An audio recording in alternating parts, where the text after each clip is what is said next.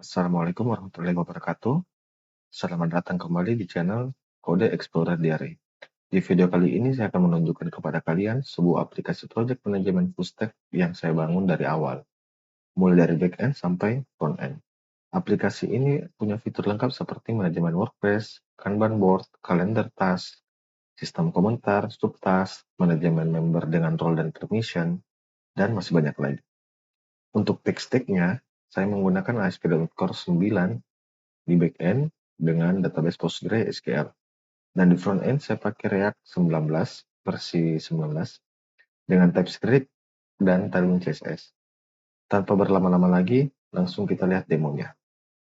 Kita mulai dari proses registrasi. Saya akan buat akun baru di menu sign up. Saya isi nama, email, dan password.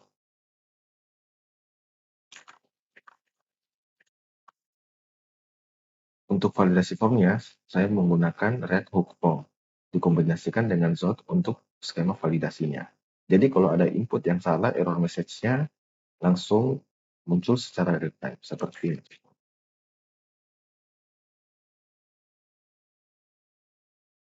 Sekarang saya klik register. Nah, setelah register, sistem akan mengirimkan email verifikasi ke alamat email yang kita daftarkan.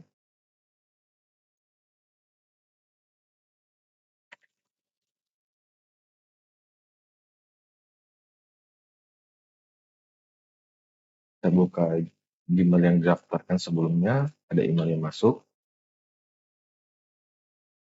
klik link verifikasinya. Dan akun kita sudah terverifikasi. Sekarang kita bisa login. Masukkan email dan password. Klik login. Nah, sistem menggunakan cookie-based authentication di backend. Jadi setelah login berhasil, sistem akan disimpan secara aman di server dan kita diarahkan langsung ke halaman utama. Ini adalah halaman workspace. Konsep workspace di sini mirip seperti Slack atau Notion. Satu workspace bisa berisi banyak proyek dan kita bisa mengundang anggota tim untuk bergabung. Saya akan membuat workspace baru. Klik tombol Create Workspace, isi nama. Di sini saya memberikan nama workspace demo 1. Untuk deskripsinya itu opsional. Untuk colornya juga opsional, tetapi jika opsional maka secara default dia akan berwarna hitam.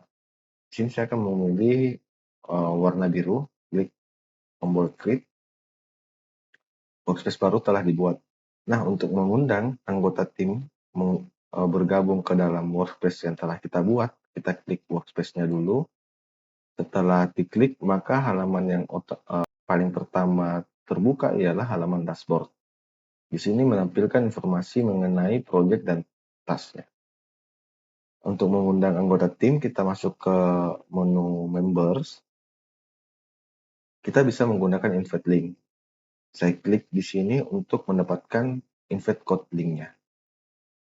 Nah, nanti notifikasinya akan muncul. Nah, untuk itu saya coba menggunakan browser lagi, membuka browser kedua. Saya coba copy paste di sini. Setelah kita copy paste, maka akan muncul halaman seperti ini. Nah, di sini saya sudah mempunyai beberapa akun yang sudah saya daftarkan, jadi saya akan langsung login menggunakan akun tersebut. Saya coba demo 2@example.com. Lalu saya memasukkan passwordnya, login. Nah, di sini setelah login, maka saya coba paste ulang invite code sebelumnya. Saya klik enter, maka informasi yang ditampilkan itu berubah. Saya klik join the workspace. Nah, maka secara otomatis saya sudah bergabung ke dalam workspace yang sebelumnya kita buat. Nah, di sini ada perbedaan antara user yang sebagai owner dan user sebagai members. Nah, yang dimana yang atas user dengan nama user demo 2, dia bergabung ke dalam workspace sebagai member. Maka kita perhatikan menu di sebelah kiri, maka menu yang ditampilkan hanya 3. Terus lalu ke user yang sebagai owner, dia mempunyai dua menu tambahan, yaitu members yang dia bisa mengelola anggota yang dapat bergabung, dan juga dapat mengubah nama workspace tersebut atau bahkan sampai menghapus workspace tersebut karena dia sebagai owner. Nah, kita juga bisa reset invite link-nya kapan saja kalau semisalnya link yang lama sudah kita tidak inginkan lagi. Terdapat tombol reset invite link. Oke, maka link tersebut yang kita copy sebelumnya itu sudah tidak aktif lagi dan disarankan untuk menggunakan invite code link yang terbaru jika ingin menambahkan anggota tim yang baru juga. Di dalam workspace ini, kita bisa membuat beberapa project. Misalnya satu workspace untuk satu tim. Lalu di dalamnya ada project untuk tim fitur atau sprint. Di sini saya buat project baru. Ini namanya, saya memberikannya project demo.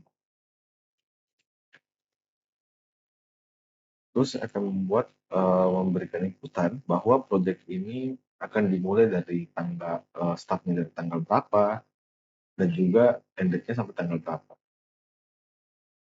Saya masukkan dari bulan tanggal 1 bulan di bulan 3. Lalu di end date-nya saya masukkan sampai tanggal 30 bulan Mei. Untuk deskripsinya seperti biasa dia default. Dan untuk color-nya juga dia seperti biasa, secara default dia berwarna hitam jika tidak ada pilihan. Tapi di sini saya akan mencoba memilih warna hijau, terus create. Nah, project sudah dibuat. Sekarang kita masuk ke dalam project ini untuk melihat dashboard-nya. Ini adalah Kanban board, fitur utama dari aplikasi ini. Di sini kita bisa melihat semua task yang dibagi berdasarkan task status. Akan tetapi, secara default, task statusnya kosong karena kita bisa customize setiap task status per project tersebut. Nah, di sini saya akan mencoba membuat unit task status. Saya input task status demo. Untuk completed ini, saya defaultnya adalah no. Nah, completed ini berfungsi sebagai trigger untuk project yang dimana dia bisa dapat mengkalkulasikan jumlah task yang terselesaikan jika sudah dipindahkan di drag ke dalam task status yang bertipe completed yes. Nah, untuk deskripsinya saya opsional, dia opsional, maka saya coba klik, maka oleh task status tersebut sudah terbuat. Lalu kita juga bisa saya coba menambahkan task status yang kedua. Terus yang kedua, saya pilih completed-nya menjadi yes. Saya klik tombol klik. Nah, di sini saya akan mencoba membuat sebuah task demo juga untuk mendemokannya. Nah, di sini ada beberapa inputan value yang dimana ada nama, deskripsi, ada tanggal mulai. Nah, di sini pun juga tanggal berakhirnya task tersebut itu dia bersifat opsional. Adapun juga kita bisa memberikan value apakah ingin menambahkan sebuah waktu yang dimana jika kita tidak memberikan sebuah waktu maka dia terhitung seharian. Dan adapun juga task statusnya yang sebelumnya kita buat, ada 2 task status, dia akan tampilnya juga. Dan juga ada task priority. Ada task prioritasnya. Terus ada inputan assign to, artinya task ini akan ditugaskan ke user mana. Nah, saya coba membuat dulu task demo 1, deskripsinya opsional, terus tanggal mulainya saya memilih di tanggal 3. Nah, mengapa saya memilih di tanggal 3 jika saya membuat demo tersebut di sebelum tanggal dari start date project tersebut, maka dia akan tervalidasi tidak akan bisa dibuat. Kita coba, dia akan memunculkan sebuah error yang dimana tanggal mulai harus rentan tanggal dari 1 Maret sampai 30 Mei. Jadi dia mengikut berdasarkan rentang waktu dari proyek tersebut. Maka saya memasukkan tanggal yang di dalam rentan tanggal proyek tersebut. Di sini saya pilih tanggal 4 Maret, lalu di sini saya langsung pilih saya ke statusnya tanpa memberikan video include ended dan juga include time-nya. Saya pilih prioritas dan juga asalnya ke misalnya ke saya sendiri misalnya. Terus saya klik tombol create, maka tas demo tersebut sudah terbuat. Nah, di sini saya cuma mencoba untuk membuat satu tas lagi, yang dimana mendemokan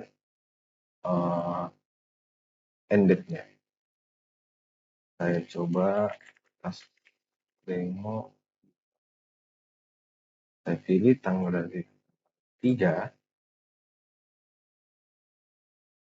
Untuk ended-nya saya pilih di bulan Mei. Statusnya demo, tesnya medium. Saya pilih assign-nya tuh di sini assign-nya atau yang ditugaskan itu bisa lebih dari satu user. Jadi saya bisa pilih 2 user, artinya tas tersebut akan dikerjakan oleh 2 orang, ditugaskan kepada 2 orang user tersebut. Lalu saya klik tombol create. Setelah tasnya terbuat, maka kita bisa kembali ke menu Alt Project. Nah, kita melihat progresnya masih 0%. Nah, makanya oleh karena itu, jika saya mencoba drag ke tas status demo 2 di Kanban board-nya, maka otomatis di Alt Project-nya itu progresnya akan berubah. Mengapa seperti itu? Karena sebelumnya yang saya katakan itu ada di dalam value itu completed. Nah, di sini pada saat update trigger namanya berbeda tapi fungsinya sama. Nah, di sini dia bernilainya yes. Jadi otomatis pada saat tas tersebut dipindahkan ke tas yang mempunyai trigger completed yes, maka dia otomatis dihitung terselesaikan. Selain Kanban board, ada juga tampilan kalender. Nah, di sini semua tas yang punya 2 date akan ditampilkan dalam format kalender. Ini sangat berguna untuk melihat gambaran besar tas mana yang jatuh tempo minggu ini, bulan ini, atau sebagainya. Kita coba klik bagian kalendernya, coba kita lihat. Nah, di sini kita bisa melihat dalam bentuk hari, minggu, adapun juga dalam bentuk bulan, dalam bentuk list, dan dalam bentuk tahun. Kita lihat coba di bagian yang tes demo 2. Saya konfigurasi yang dimana tanggal berakhirnya itu sampai tanggal 1 dan tanggal 3 April sampai tanggal 1 Mei. Kembali ke mode view Kanban, sini saya klik detail. Nah, di sini kita untuk informasi tas demonya itu fitur pertama yang kita lihat di dalam tas detail ini adalah subtask. Misalnya di dalam tas demo saya membuat tas sub baru bernama sub demo 1. Nah, di sini kita memiliki sebuah centang status. Apakah dalam tas tersebut terbagi menjadi beberapa bagian lagi di dalamnya. Nah, terus fitur kedua itu di dalam tas detailnya ini terdapat sebuah komentar. Jadi tim dapat berkomunikasi melalui komentar. Kita memiliki activity log yang dimana mencatat perubahan yang ada di dalam detail teks tersebut. Terakhir, kita lihat ke halaman setting untuk user. Di tab account, kita melihat kita bisa merubah password. Nah, terus di menu device kita melihat perangkat yang kita gunakan untuk login. Jadi semisalnya saya menggunakan browser di HP Android, maka dia akan tertulis di HP Android. Adapun juga di menu profile. Nah, dalam menu profile ini kita melihat adanya current default workspace, yang dimana saya coba logout dulu, coba masuk ulang lagi.